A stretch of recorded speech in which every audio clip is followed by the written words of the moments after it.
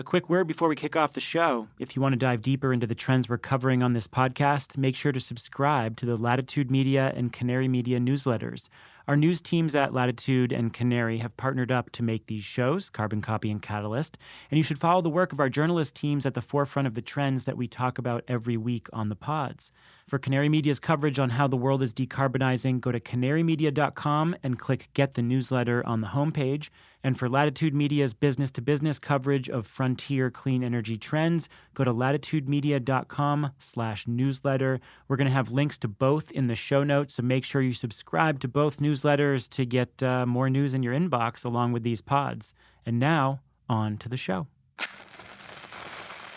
From the studios of Latitude Media and Canary Media. I'm Shayle Khan, and this is Catalyst. When you sent over your list, I was ready to disagree with you 100% on this one. And now, upon your explanation, I'm ready to disagree 25%, I think. Well, good. I got 75% of the way there. Well, my guest or partner on this episode stole the joke that I was going to use in my opening monologue for his own opening monologue. So I'll just come out and say it. Here's a Volts Catalyst crossover.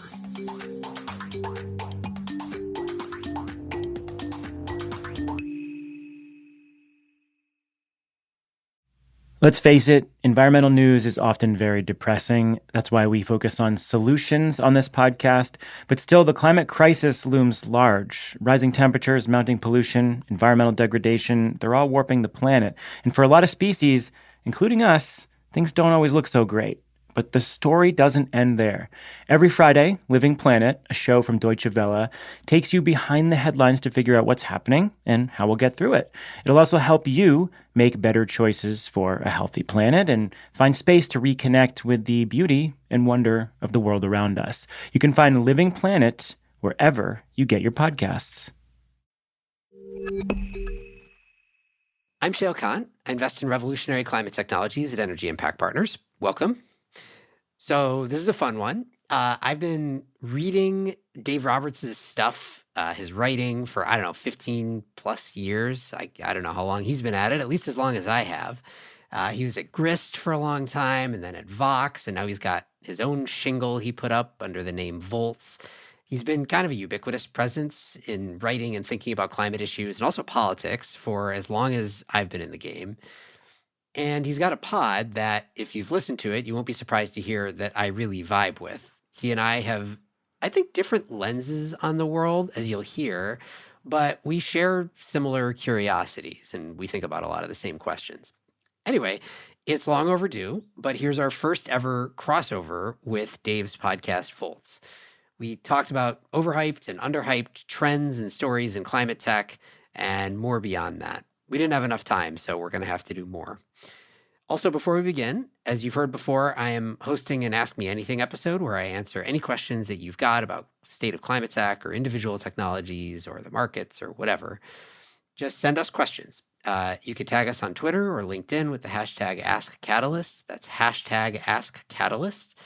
You can also leave us a voicemail at 919-808-5832 or email us at catalyst@latitudemedia.com. And for now, here's Dave. All right, here we are. I'm here with Shayle Khan, the host of Catalyst. Shayle, welcome to the greatest crossover event in podcast history. Oh, man, I had already written down that joke for my I had written down that literal joke for my monologue. Now I got to come up with something else. It's the Infinity War of podcasts for nerds. So, yeah, we've been... Shayle, I've been listening to Catalyst for a long time, a big fan, and we've been talking for a long time now how we ought to do some sort of crossover, have some sort of chat, especially since we're both quasi under Canary now. So what we decided on was to chat a little bit about the clean energy landscape via the lens of a couple of what we feel are overhyped trends or technologies, and a couple that we think are underhyped. And so we're just going to walk through things that way and have a little chat along the way about what we're seeing and doing. So, Shayle, are you ready to go? I am, but before we start, can I ask you a question? Yeah, please.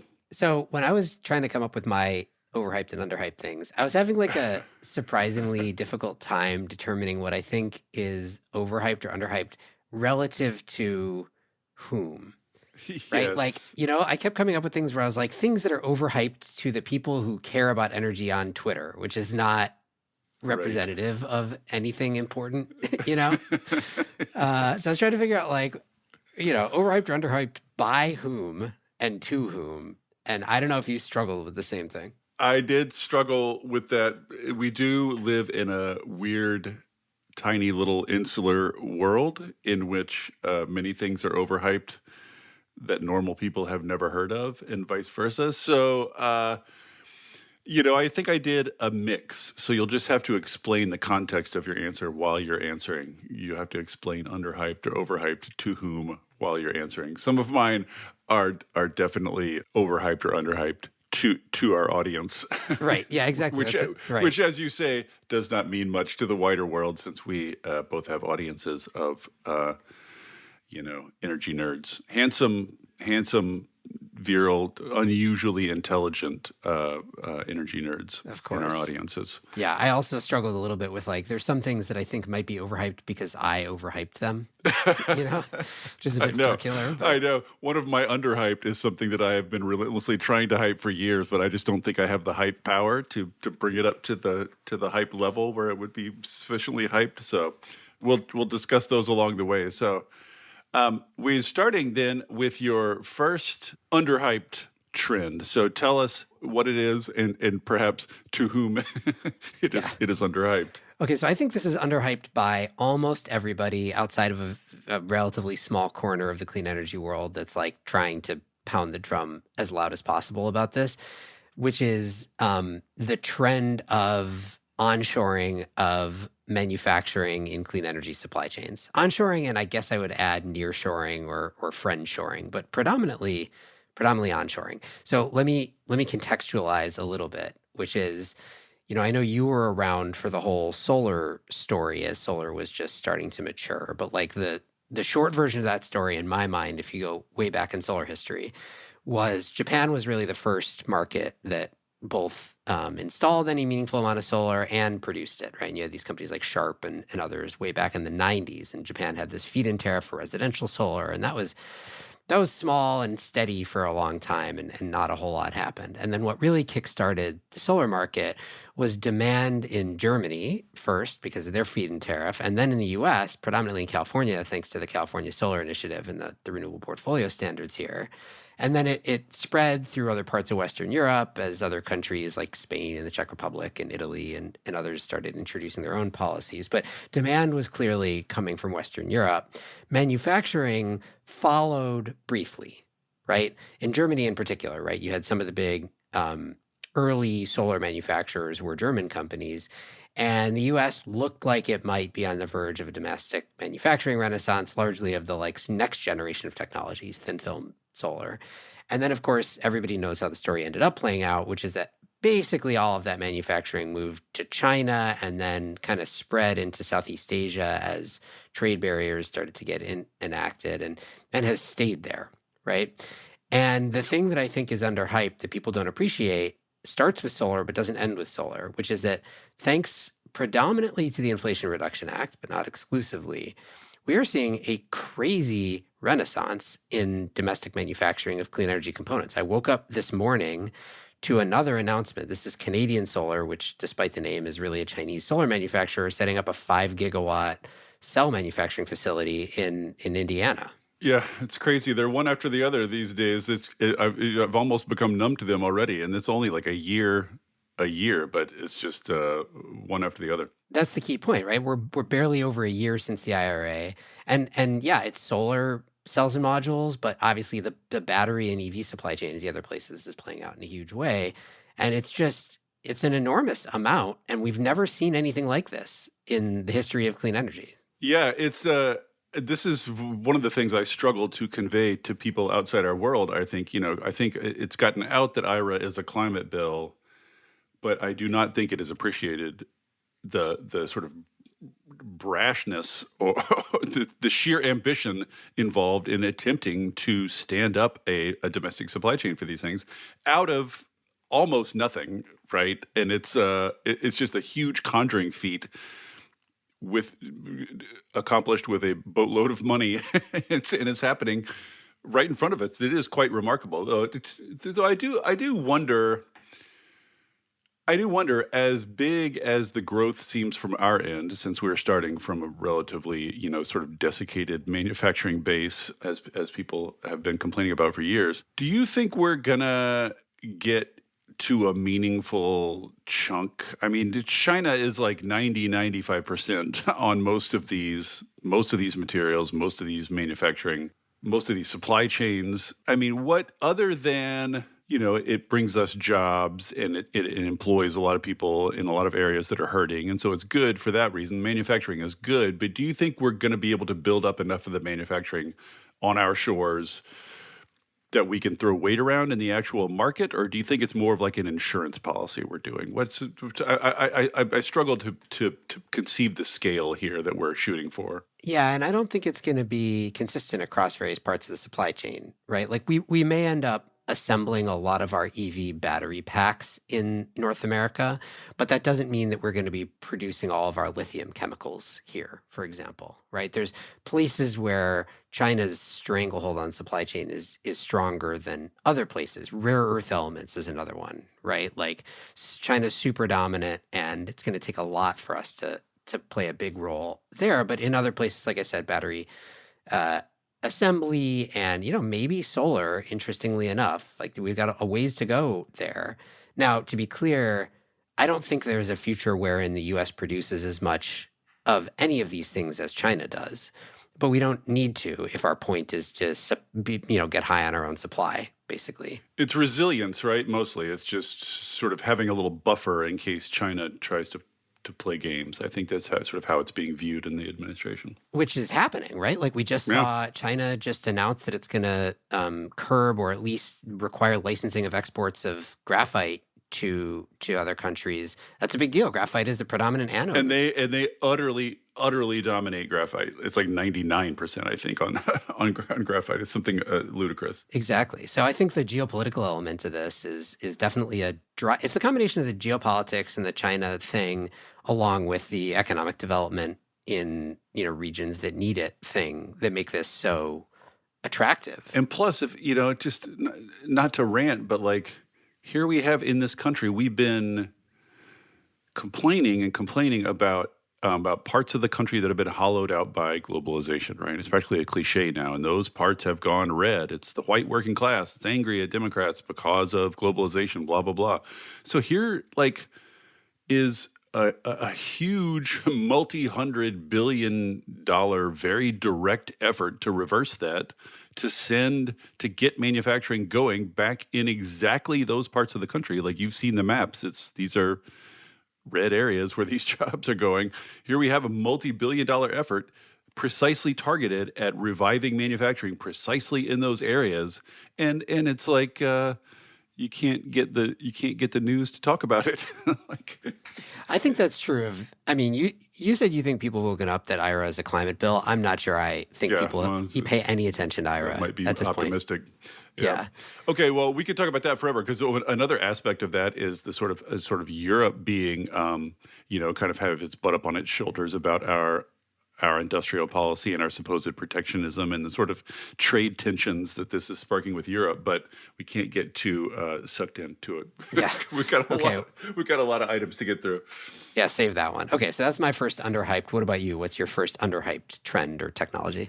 Well, this one, people will laugh at me about this one as you did when I emailed it. But my first underhyped is thermal storage. Anyone who's been listening to either of our I was going to say, you and I have both been hyping this one. Yes, so I know this is the one where you're reflecting a failure on our collective part. I know a failure of our scale. I think this deserves.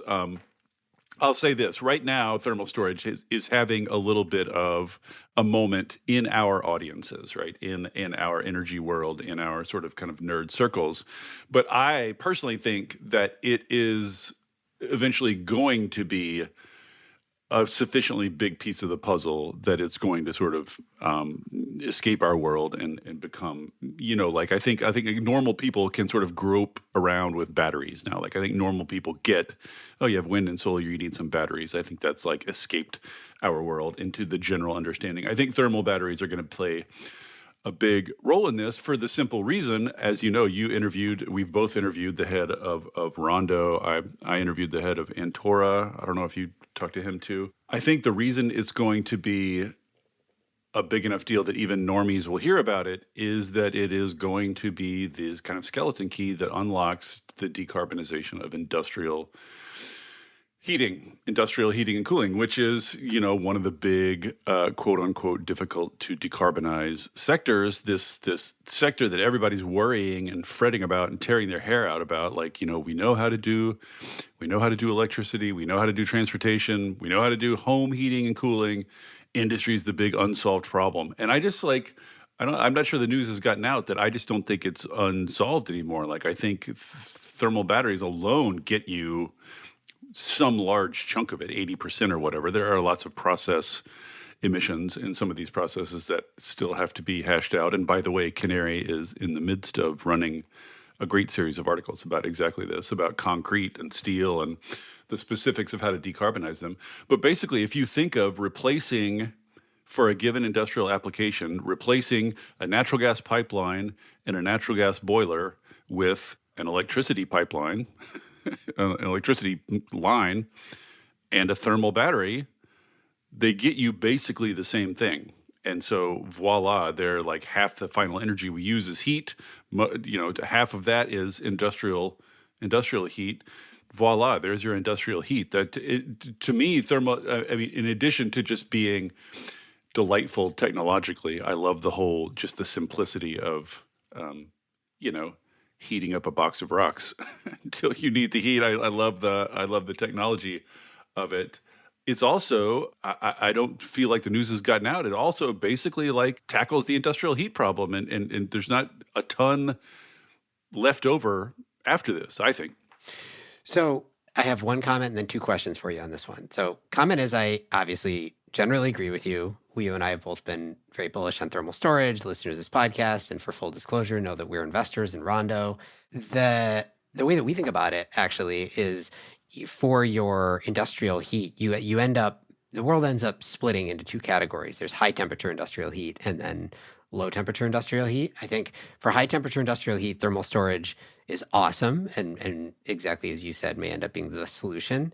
For low temperature industrial heat, you may just be able to electrify directly. We like heat pumps for low temperature industrial heat. So you kind of split the world that way. My first question for you, thermal storage is not a new concept. These companies are new and they have new... One of the oldest in all of energy, really. But there was a wave of excitement around thermal batteries maybe 10 years ago. And I'd say two things were different about those attempts than the new ones. One is the materials they were using. They're often stuff like molten salts that are highly corrosive and tough to handle. But two is that they were all talking about electrical to electrical storage, right? So they were serving the function that a lithium-ion battery would serve on the grid, albeit maybe with different duration and costs and so on. What you're talking about and what we find most exciting as well is a different thing, right? You turn electricity into heat, you store it as heat, you deliver it as heat, rather than turning it back to electricity. Is that... Which gets you way higher efficiency. Like you can get 95% of your heat back out. That's the key point. Yeah. And I think that's what, when people talk about thermal batteries or thermal storage, if they're not already clued into this, they're thinking of a battery that goes power to power. And we're talking about a battery that goes power to heat, but has storage in the middle. Yeah, I got to start thinking about heat. I mean, a lot of my answers today, and I think a lot of the pod lately, a lot of both our pods lately are about heat, about just like got to start thinking about heat more. It's kind of the forgotten energy, like saving it, using it, reusing it, using waste heat, all these kind of things. Like, so yes, I agree. It's using heat for heat that is going to be the sort of killer app. Because another thing I think this unlocks, and we could do a whole pod on this too, but I'll just sort of kind of throw it out there and mention it, is this enables, it's very, very difficult. Right now, the most difficult part of building electricity generation is getting hooked up to the grid. It's not cost or financing or anything anymore. It's just waiting for your slot on the grid. So the beauty of this concept is you can just build some renewables out in the middle of nowhere, and instead of hooking them up to the grid at all, you just hook them up to your heat battery, right? Store all the energy they store as heat, and then use the heat directly in some industrial application. Then all of a sudden, you have renewables providing heat that do not have to go through the grid, do not have to wait for grid interconnections. And if you can make that work, that's a huge, huge, huge new market for renewable energy developers that they can just start building now, and they don't have to wait in interconnection queues. To me, that's one of the most exciting aspects of it. Yeah, I mean, 100%. And just to add on to why that would be such a big deal, as it stands right now, if you're trying to develop renewable energy, if you're trying to develop any electricity generation, you're extraordinarily location constrained because you need to go not only where the resource is, obviously, but you need to go where there's land available, and you need to go where you can get an interconnection, as you said. And that's hard now. But if you remove that constraint, you can go where the cheapest land is, the easiest permitting, don't need to worry about interconnection, and you can direct connect to load. You can actually cut some physical costs out of the system too. So it's this theoretically this massive unlock. Yeah, all your T&D costs vanish, right? There's no T&D costs. It's just the power. It's just the cost of the power itself, which, as we know, is super, super, super cheap these days. I mean, that's kind of what all the heat battery guys say. The reason this one is a bigger deal than the last one, the reason so many things are changing is just the renewables have gotten so cheap that there's just lots more to do with them now. Yeah, though I one of my underhyped things, which we'll come back to, is one of the reasons why the renewables have gotten so cheap thing is not really true today. But I'll come back to that one. Okay. Intriguing. All right. So we could talk about thermal storage forever, but let's move on to you've got onshoring and friendshoring underhyped. I've got thermal storage underhyped. What's your first overhyped? All right. So this admittedly, I can't tell. This is the one that I was struggling with. Is this really hyped, or was this just a brief flare up in energy Twitter world? I don't really know. So I guess my first question to you is going to be, do you think this is hyped? But my answer is electric stovetops. And the reason for that is because it, maybe, I don't know, 6 months ago, something like that, there was this just raft of articles, and they weren't just in energy Twitter land. This showed up in the New York Times and a bunch of other places talking about induction stoves and, this debate between induction stoves and gas stoves. And then it wrapped in even a little bit. I think I saw something about it on Top Chef and how the Top Chef chefs hate induction stoves. And it seems to be this big thing. And the reason, assuming it is this big thing, the reason that I think it is overhyped is that from a climate context, I don't think it really matters. At the end of the day, your stove is not a significant load in your home. And so you can electrify it or not. And I guess maybe it matters if you care about shutting off the gas altogether. But at the end of the day, the total impact on energy consumption, where that comes from, and ultimately on emissions is going to be negligible. And I would much rather spend, if we're going to talk about consumer choices that affect climate, what car you drive, how you commute, how you heat your home, those things matter. How you cook doesn't really matter. Yes. I'll push back a little bit on, when I first saw this on your list, I thought you were specifically talking about these electric cooktops with batteries embedded in them. I think those are cool, actually. I like those more for a bunch of reasons. Yeah. Those are super cool. I know that was gonna wound me if that was your overhyped one, because I love hyping those. I don't think those are hyped enough because nobody really knows about them yet. But yeah. But no, I mean induction stoves in general and electric cooktops. Yeah. The one thing I push back on is I absolutely agree that relative to greenhouse gas emissions or energy use or any real physical metric, stoves are very low on the list of concerns. You're much better off switching out your car, et cetera, et cetera. But there's a reason it's on your overhyped list, and I think the reason is that it was drafting on the gas stove hype, basically, like on the gas stove controversy. I think Which was more about like local air quality health stuff than it was climate, right? And about jackbooted liberal thugs coming to take all the things that you love and hold precious.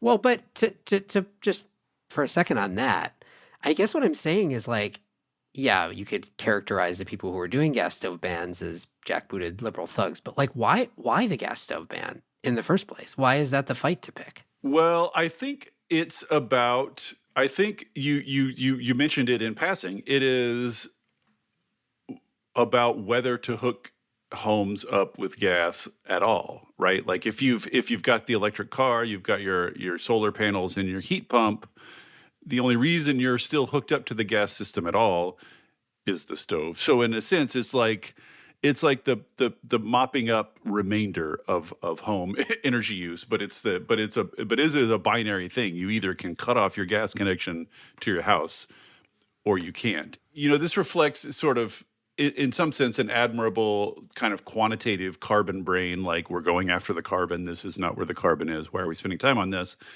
But I feel like the right, like they don't care that gas stoves are a relatively small part of gas use. They've recognized that this is a cultural battle that resonates beyond energy people. And I feel like the energy world, climate and energy world, is full of like wonks and technocrats and quants, who are not as literate as they should be in the language of these cultural battles, and lacks what I think ought to be like the desire to fight them. Like we just run away from them. The right starts a huge fuss about gas stoves, and we run away and talk about something else. I feel like we need to start learning how to win these things, even though, as you say, in some sense, the amount of hyper on stoves generally wildly outpaces their real significance. Yeah, I mean, I don't know. We could probably move on from this one, but like, I guess all I'd say is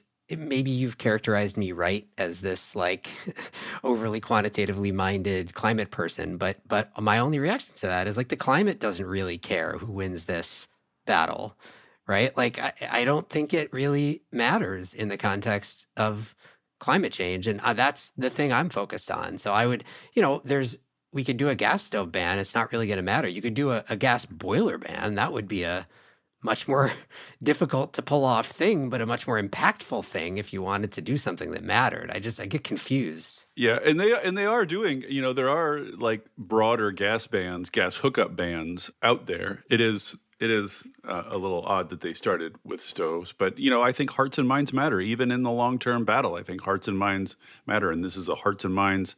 Like if you convince people to think in those jackbooted liberal thug terms, then they're just going to apply that frame to the next thing we come up with. You know what I mean? Like at some point we got to like fight that fight. But let's move on. Your first overhyped is electric stoves. So my first overhyped, I hesitated a little bit with this because in a sense, as much hype as there is about them, there's almost an equal amount of people out trying to unhype them, anti-hype. There's almost as much anti-hype as there is hype. So I don't know if this counts, but mine is SMRs or just, small modular nuclear reactors. They are incredibly hyped, I think well beyond our circles, right? Like something about the idea of SMRs has grabbed onto the imagination of who? I think they're hyped in two circles. Normies. I don't know about normies. I think they're hyped in, my sense is they're hyped in some clean energy climate person circles, and then they're hyped in a corner of tech world. Like there's a bunch of VCs who really hype the shit out of them. But I don't think normies, so to speak, with quotation marks so that normies don't get mad at me. But, I don't think that like the average person knows what a small modular reactor is. Do you? I don't. This is clearly this is a theme in our in our show is our utter mystification about what normal people do and don't think about or know. I don't know. I feel like advanced nuclear, like nuclear renaissance, nuclear's better now. It's smaller and cooler and safer. I feel like some of that has drifted beyond. But you're right. I think the hype that is most bothering me is it's among some powerful people in corporations looking for ways to decarbonize themselves are ordering these things. Like you have like cities and utilities pretty seriously. You had this weird announcement from Microsoft the other day. I don't know if you They tracked didn't really that. announce anything. They just put out a job spec, and then a bunch of people started writing articles about it.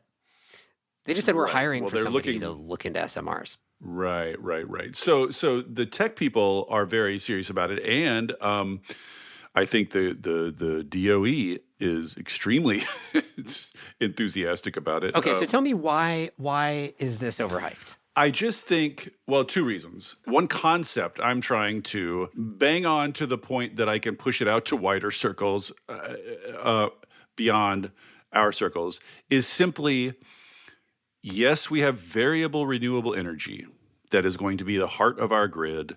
Yes, that means we need balancing. And I just want people to see nuclear not as some sort of special, unique kind of power, but simply one of the options on the table for balancing longer term renewable energy. One among others. There are other options. There's geothermal, there's longer term storage, there's e-fuels, whatever. And there are, I think, lots and lots of action and development and innovation in this space in the longer term firm power space. So one, I just want people to reframe nuclear as not the option, but an option for balancing out renewable energy. Because I think a lot of people have it in their heads that like renewable energy is just useless because you have to back it up 100%. And so why not just go straight to nuclear, which is more familiar? I think I want to break people of that. And two, more on the details, it's just that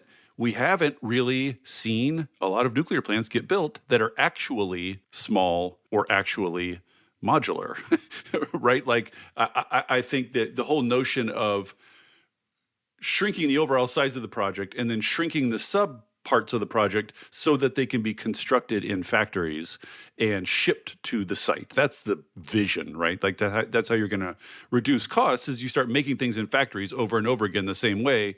You get learning curves because nuclear has resisted learning curves.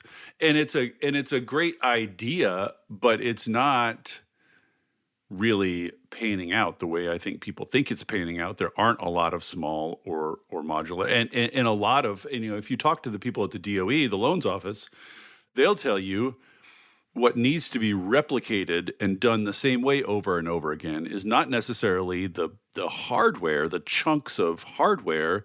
It's construction practices. It's the construction subparts of building a giant project. Our problem is that we keep doing first of a kind, bespoke one-off construction projects where everybody's figuring everything out as they go and they're all going over. So what DOE wants is to systematize that stuff, the sort of the operational and construction part of. They think that's a bigger deal than the actual pieces of the plant. So even on nuclear, even within nuclear itself, I'm not sure SMRs are necessarily the answer to getting more nuclear, but that's controversial maybe.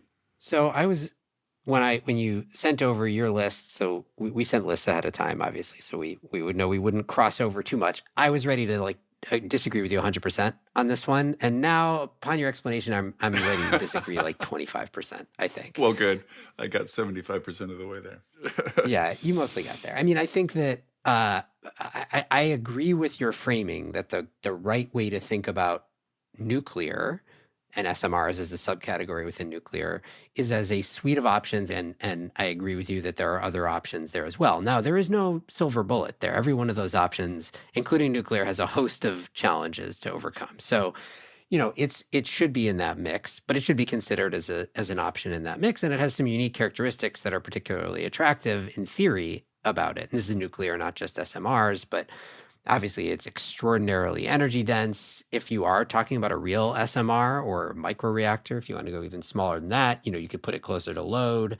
You can site it anywhere in theory. In theory, they're super awesome. I mean, I definitely will not argue with that. In theory, they answer a lot of very specific difficulties with other sources. Well, now I think you get to the crux of the thing, which is like there's this wide gulf between the theory of what an SMR could do and the reality of what we've seen them do. And then this is where I think the discourse always unravels, because the question is, why is there such a gulf there? No one disagrees that there's a gulf. And the answer, depending on who you talk to, is either because the US can't get its, and many countries, in fact, can't get their act together to license these things and get them built such that we will start to see that learning curve that you were describing and reach that promised land, or it's that these things were never meant to be cheap and citable anyway, and so it's a failed promise. And I don't know how to like bridge that divide exactly, except to say that if I'm leaning in a direction right now, it is that I know we need this class of thing. I know that this is one of the relatively few options we have to solve this class of problem. And so I'd like to see what we can do to give it a real shot. Yeah, my only worry, and this will just be my final comment, is I totally agree. Let's give it a shot. Let's. I'm all for R&D. I'm all for first of a kind, demonstration projects and things like that. What I don't want is the sort of generalized hype around SMRs to translate into just yet another round of a large and historically corrupt and incompetent industry getting another giant round of subsidies dumped on its head for ultimately nothing, which is the nuclear industry, basically the history of the nuclear industry. And I just don't want, I don't want this to be a wedge issue where you just end up with more of the same kind of historical flailing we've had in that, like the industry itself badly needs some discipline imposed on it, and I don't want it to, I don't want this to be an excuse to get more subsidies. Yeah, okay, let's move on. Fine. I feel like every one of these we should do like an entire episode on. I know. This is what I'm realizing. What have we bitten off here? What are we doing?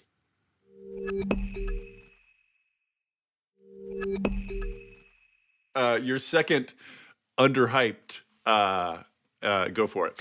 All right, so this one's underhyped, but not in a positive way. I think it's underappreciated how big an impact this is having, which is the impact of interest rates being higher for longer on clean energy, both the industry and deployment of the technologies. Yeah, I'm glad you put this on your list because I have a vague spidey sense that it's a big deal, but I have not, I think to your point, perhaps, I have not actually stopped and taken a close look at what it means and what it's doing. Yeah, I mean, I've been meaning, and I probably will at some point do a whole episode on this. It's concerning, right? So high level, most clean energy technologies, the thing about them is that they are high CapEx, low OpEx. And so you finance the thing upfront, you pay more upfront for it, you finance it, and it ends up being hopefully cheaper over the long term, right? That's for our amateur listeners, that's capital costs and operating costs. They're high capital cost, but cheap to operate. Right. So think of solar and wind. You pay a lot to get your solar panels or wind, but then the wind is free and the solar is free. And that's contrast to, say, natural gas. You build the thing. The thing may be cheaper to build, but then you got to keep paying for natural gas over time. And because they're high CapEx, low OpEx, that makes them particularly sensitive to the cost of financing. And of course, the cost of financing is tied to the cost of capital, which is tied to interest rates.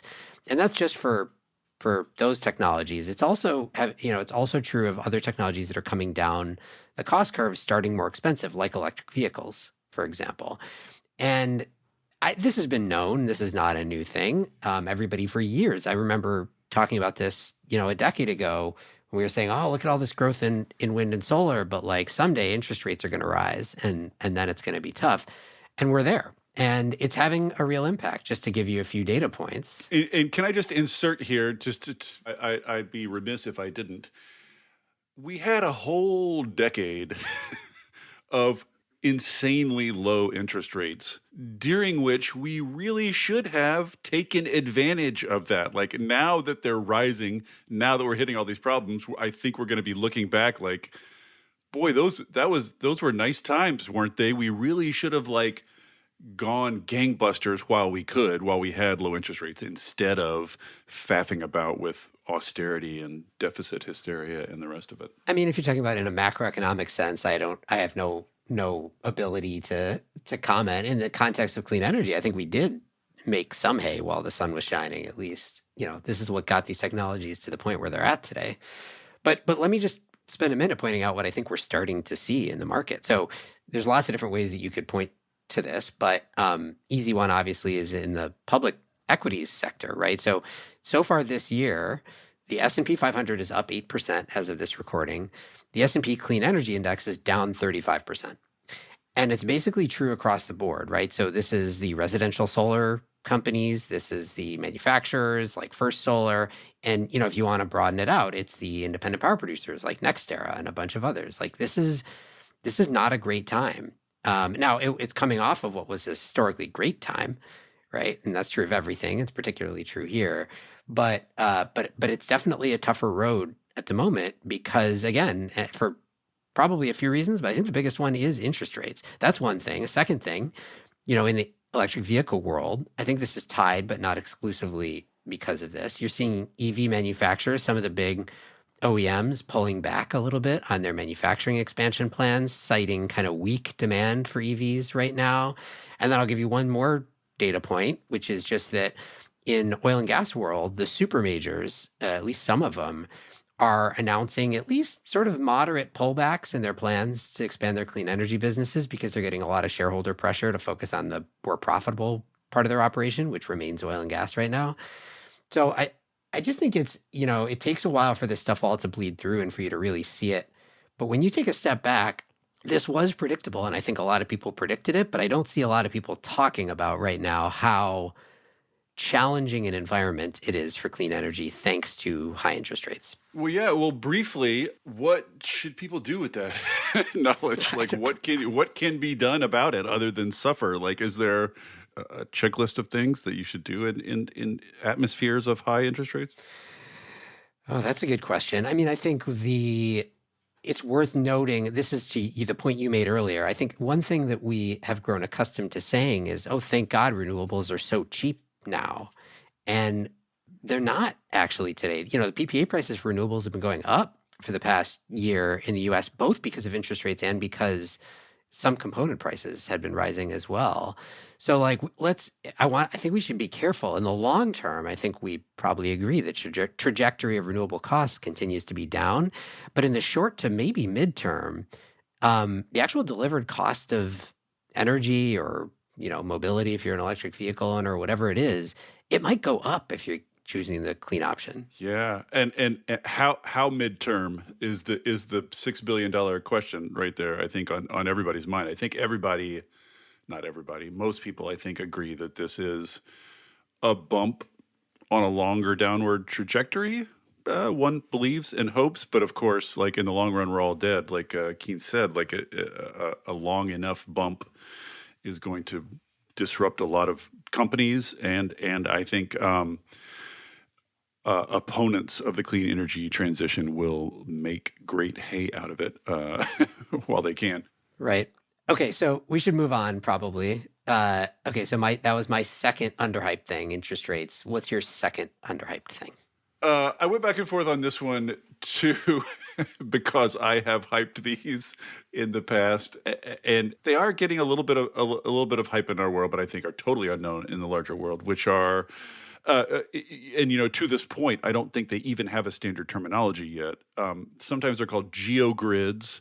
It's basically district heating using, rather than one central source of heat, they drill a series of boreholes, a series of small boreholes to take advantage of the high temperatures that exist, 50 feet down. And then you have a network of pipes that carries that warmed water to each house. Each house has a heat exchanger to pull the heat out.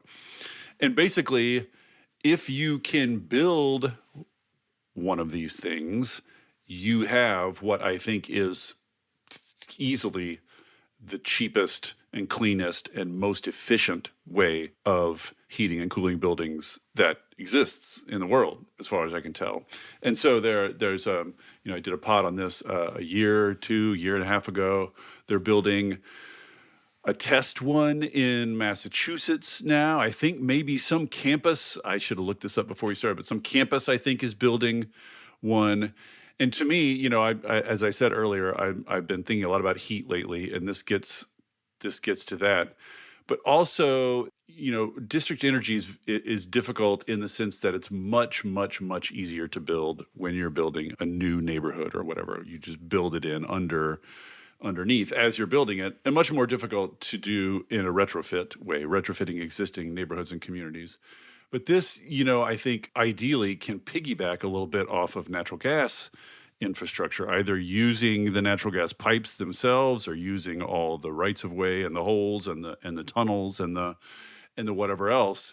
So this is exciting to me for a lot of reasons. One, just the efficiency and cleanliness of it, and the kind of the neatness of it, the cleverness of it. But also, this is theoretically something that a natural gas utility could be charged with running. And that's an alternative to natural gas utilities slowly withering and dying, which is what all the natural gas utilities across the country are facing right now. And of course, is creating enormous political blowback, enormous, controversy, et cetera. So this at least gives natural gas utilities some vision of the future that they can look toward and argue about, rather than just death. So I'm excited for both those reasons, and I don't know how much a form of district energy is ever really going to be hyped in the larger society, but I at least want people to be aware that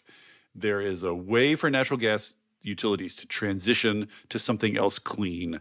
That exists. Well, setting aside the natural gas utility death spiral thing, which I think we should have a separate conversation about another time. I don't agree that is what they are facing otherwise, or at least. Oh, really? Yeah. But that aside, I do agree with you that whatever you want to call these geogrids or district heating underground thermal heating networks is the boring term. I agree that they are underhyped because I think they are barely discussed at all in the U.S. I think they are more in Northern Europe, right? Like this is where there's a real market for it. You mentioned in the U.S. you could literally count on one hand. I think they're nascent at best in the U.S. Yeah, but I agree with you. I think they're actually quite interesting. I think that you're right that in theory, if you could do it, it's maybe, at least in some places, going to be the most efficient way to heat buildings in a region. I also, though, agree with you that it's a really, really tall order if it's not a greenfield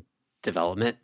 And so that's what I've always struggled with is how do you awesome. And maybe some campuses and things like that could pull it off. But if you want this to really scale, is it realistic to imagine that's going to happen anywhere other than new developments and then these campuses that sort of control the entire district themselves? Yeah, this is why I was a little iffy on including this, because I'm charmed by it and I love it and I have high hopes for it, but it does require, it's one of those things you mentioned one, I think, signal feature of technologies, but another thing I think that you find in common across a lot of these technologies is they're cheaper and they work better if you plan up front. They require a lot of planning and coordination, often across jurisdictional lines, across entities, across different kinds of entities owned by different people. They just require a lot of planning and coordination.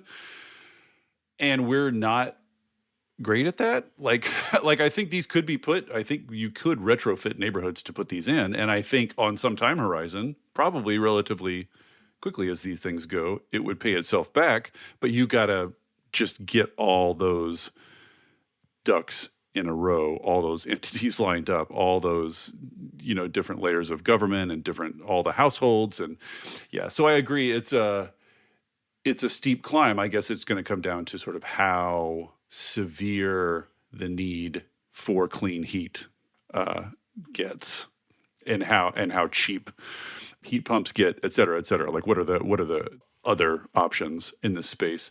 But I love them, so I like to hype them whenever I can. Fair enough. I mean, it's a underhyped relative to very, very, very little hype, so it's hard to disagree with. Yeah, I know it could hardly. It's zero hyped. So Yeah. by definition, under.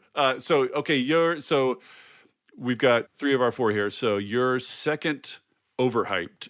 All right. My second overhyped thing is voluntary carbon markets. And what I mean by overhyped is like, okay, so what's happening right now is that there is a series of extraordinarily painful exposés about all the follies of the voluntary carbon market, particularly forestry related carbon credits in Africa, especially. There's been a bunch of articles. I mean, you say a series now, but I feel like that series of exposés has been going on for decades now. There's been nothing but exposés for decades now. It's not like there's any other kind of story about these things. I think it comes in waves, right? There was like a big wave of that. Well, and this is, I mean, getting to my own history, like I was involved in voluntary carbon markets in like 2007, 2008. There was a wave then, which that along with the economic collapse basically killed the market.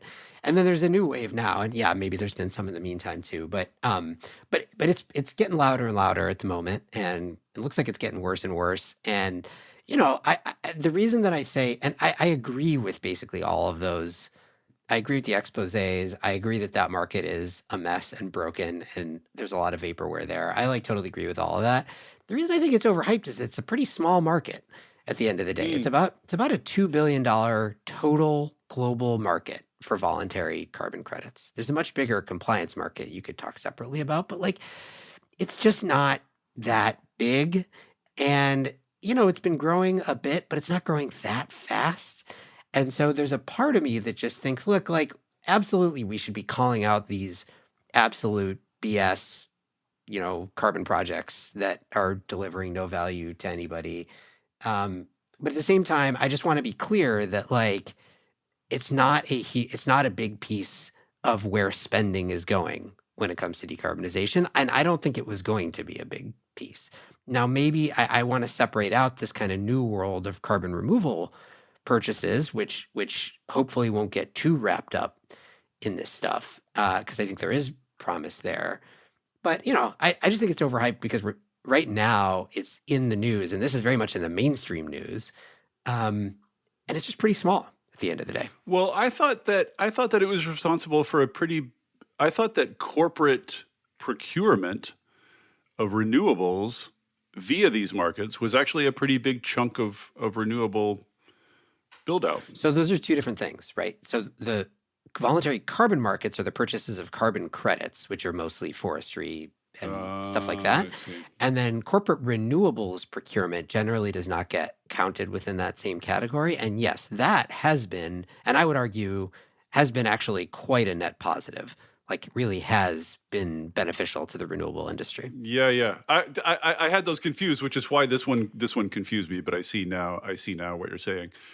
And also, I think in that latter market, the move away from yearly RECs to hourly, to the sort of this attempt to build a 24/7 portfolio that a lot of corporations are involved in, I think that's also a big deal. But as you say, voluntary carbon markets are, it's funny. I think this is probably the best answer for overhyped, because this is one that definitely has gotten out of our world and exists in the larger world, because probably there's one of the most common, I bet it's the same for you, it's one of the most common questions I get still to this day, which is like, I'm buying an airplane flight, is it worth offsetting? Should I click the thing? Yeah, right. Should I click the thing? Is this offset worthwhile? Is this program through my utility worthwhile? All these kind of things. And yeah, I think, although I do think the turn to carbon removal in that market is interesting, and to repeat a theme, we could do a whole episode on that. And I have some hope and some skepticism about how far voluntary markets are going to get on carbon removal. Yeah, I guess the only point I wanted to make here is like, I'm all for this continued, like, I think what's happening now is this big shakeout in that market, specifically voluntary carbon markets, and mostly the sort of nature-based and particularly the forestry stuff. I think that's a good thing that is happening, But I just want to remind everybody, it's a very small market in a global context. Okay, last one, I think, which is Yes. your final overhyped thing. My final overhyped.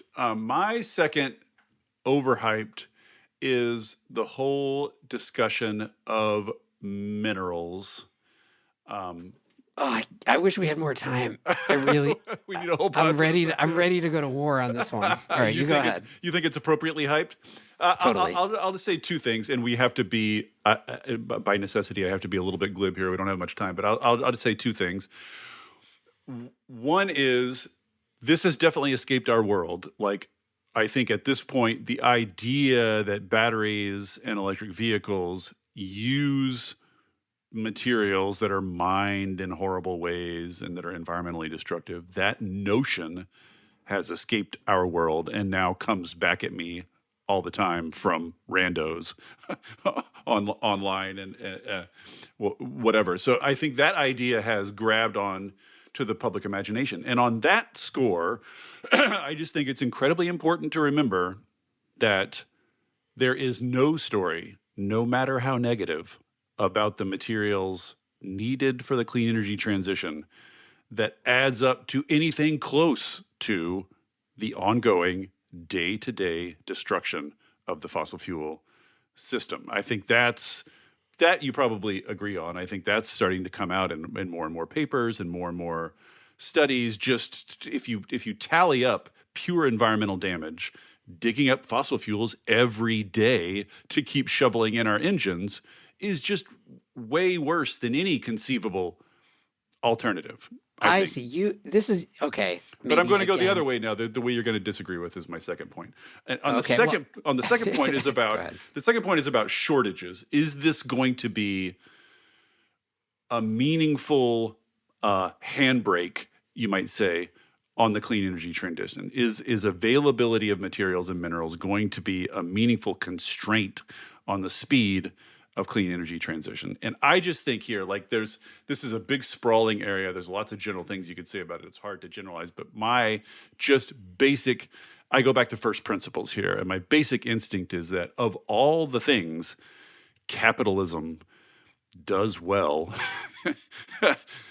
finding ways around material shortages is like genuinely its number one thing that it does well. It's like this is what markets know how to solve. And I just think between finding new sources and substituting, of course, historically substitution is one of the huge answers here, has defanged a lot of sort of hyped materials problems in the past. I just think substitution plus new sources over the mid to long term is going to solve this. I agree that there will be couple of years, choke points here and there, as we've already seen a couple of materials get tight. But I just think in the fullness of time, the multi-billion-dollar global market, the entire global transition that's running now is just going to stampede over those problems. And in retrospect, we'll look back and I think that will not be as big of a deal as we are now expecting it to be. You All right, disagree? so I will say, well, yeah, once again, I was ready to disagree 100%. I'm back down to 25%. But Sweet. so I do agree. I mean, the way I put it to people is like, look, there's no free lunch in decarbonization. Whatever we transition to from what we do today, there's going to be some cost to that. One of the big costs is going to be a lot more mining and dealing with a lot more minerals. That's true. And I do not think that should be a reason to slow down. So I agree with you on that first point generally. On the second point, I also agree with you in the fullness of time comment. I think what I would say is that the time periods during which we are able to do, particularly to unlock more of a particular mineral or to do the substitution, are not generally 1 to 2 years. What scares me is that the average time it takes to build a new mine right now, pretty much everywhere in the world, 15, 20 years, right? And these markets do move, but they move at that pace. And so what worries me is not like we'll never figure out a way to expand the clean energy economy because we're going to run out of name your mineral. It's that we'll have like periods of more like 5 years or 10 years where we do have a shortage. And the shortage doesn't translate to we can't sell any more electric vehicles. It translates to higher costs for electric vehicles. And that translates to lower demand. And that's 5 to 10 years of, stalled growth that we can't afford. So for me, it's not that I agree with you. We'll have enough stuff to make the things that we need to make, but because this transition is occurring so quickly, and you can already start to see the geopolitical impacts and all these other things, like I think that there are real possibilities of crunches that have a meaningful impact on the pace of adoption of key technologies, and that's what I think we need to keep an eye out for in kind of minerals world. Yeah, that'll be interesting. That I think is the real question here. Like the worth, the environmental. It's definitely an environmental advance to do this transition. That I think is obvious to both of us, and not obvious. I don't think to the general public now because of this spate of hysterical, bizarre anti-EV articles that have come out really recently. I don't know if that's just a function of EVs growing now and starting to like pose a real threat or whatever, but it seems like there's been a surge of those. So that I think is nonsense. This all comes down to how big are those periods of tension? How big are those periods of choke point or slowdown or higher costs? And do they mount on one another and, in such a way as they exacerbate one another? Or is it the opposite effect? Do we find ways around within markets or shift to other markets? And the one other thing I'd throw out here is just that the danger you're raising is a great reason to think more seriously and systematically about minimizing our need for materials generally, and that'll be different sector to sector. But I did a whole pod on this question having to do with EVs, and like one of the things we could do is walk and bike more and drive less and try to reduce VMTs generally. And then you reduce the need for lithium, et cetera. And if you make, if you improve building codes and make every building airtight, maybe even energy positive, you reduce the need. You can reduce the need for materials in a lot of different ways in a lot of different sectors. And I feel like that's kind of been moved to the back burner. And I think the whole materials issue might move it back to the front burner. Sure, or you lightweight a vehicle so you get more miles traveled per amount of material. Totally. Yeah. So maybe to wrap up, I'd love to just hear your thoughts on. You've been in this biz for 20 some years now, going on 20. I don't know what the exact number is. Approaching 20. A lot of swings up and down. You've interviewed a lot of people. You've tracked this very closely. What's your sort of general feeling about where we are right now in this whole thing? I feel like I'm still, like, most of me is still riding this cresting wave of like, oh my God, the IRA is such a, at least for the US, I won't speak globally, right? The IRA is such a big deal. I know. And even within our industry, like, I feel like we don't talk enough about how it's the biggest climate bill ever by like orders of magnitude. And it's just like transforming all these markets. And also, let me just throw one thing in there. It's like not just discussing it itself, but the thing is, like, the IRA put aside all this money, and what you're seeing now is that money trickling out. So like almost every day I get an email from the DOE, or the IRS or some agency like, 407 billion going out to this, 500 billion going to this, 2 billion more for, whatever, power line monitoring. So IRA is translating into this constant stream of money going out the door to cool things. And I feel like one of the things that's incumbent on you and I and people in our world generally is to not just say like, we did this great thing IRA and now let's move on, but to talk about the stream, the sort of floodgates that have opened because of IRA, just keeping track of that money on a day-to-day basis because it's just pouring out now. Right. So I guess what I was going to say is mostly that's the sort of upwelling of that opportunity is the predominant feeling. It is tempered to some degree by I am nervous about the interest rate thing and what impact that's ultimately going to have on this market. So, it's I'm things are pushing in opposite directions. I think the overall trend line is still up and to the right, but it's not going to be an easy journey. And I guess the very final thing that I will say is my current bee in my bonnet is people talking about quote unquote hard to decarbonize or difficult to decarbonize sectors. That was almost one of my overhyped. That was my runner up for overhyped. Okay, maybe we agree on this. My reason I'm annoyed about that is because by implication, it implies that like energy is an easy to abate sector, and I do not see that being remotely true. So I don't want to make it come across like it's easy, and especially just because we passed this big bill, like that didn't solve it. Yeah, I think I think the way to say that is technologically hard to decarbonize sectors are going to be easier to decarbonize than I think is expected, technologically speaking. And I think that's been a theme in the clean energy transition now for decades, is that the technological challenges turn out to be a lot more solvable than we think in advance. That's almost always. I'm almost saying the opposite. Really? I'm saying nothing about the hard to decarbonize stuff. I'm saying the easy, quote unquote, easy to decarbonize stuff is going to be hard. All right, Shayle, this was a delight as expected. I'm a big fan of the show, even though I frequently tune into the latest episode and feel that feeling in the pit of my stomach where I'm like, man, I wish I had done this episode. I wish I had gotten this guest. So I may continue duplicating your episodes in the future. But thanks for coming on, and good luck to you with Catalyst. Thanks, Dave. This was a lot of fun for me as well, and I think we should do it again sometime. Awesome, for sure. Dave Roberts is the writer and host at Volts, a podcast and newsletter on clean energy and politics. He's also a staff writer at Grist. This show is a co-production of Latitude Media and Canary Media. You can head over to canarymedia.com for links to today's topics.